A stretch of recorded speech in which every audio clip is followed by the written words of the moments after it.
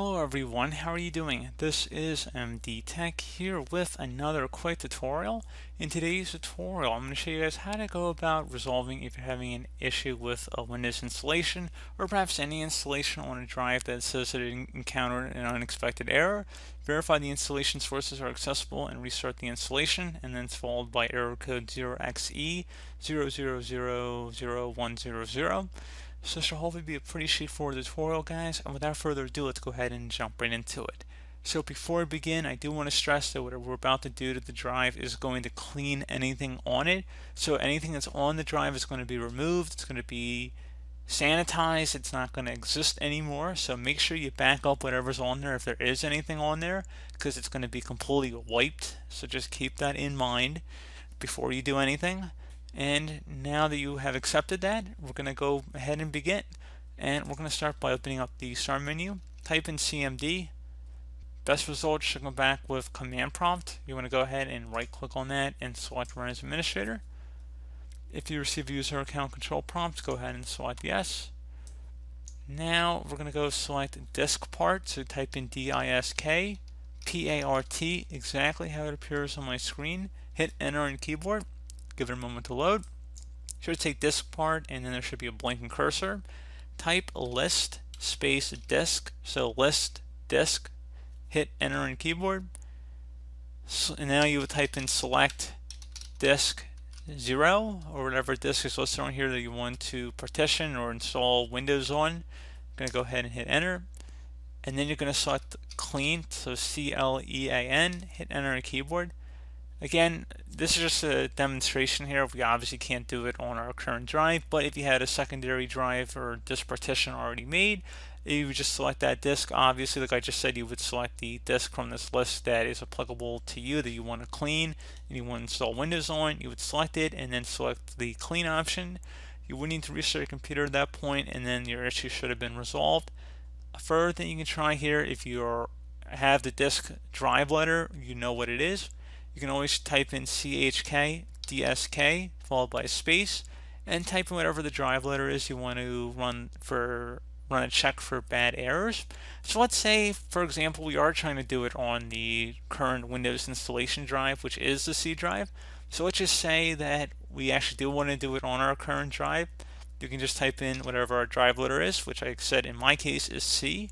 I'm going to do a colon, then a space, /F, exactly how it appears on my screen. I'm going to hit enter on my keyboard.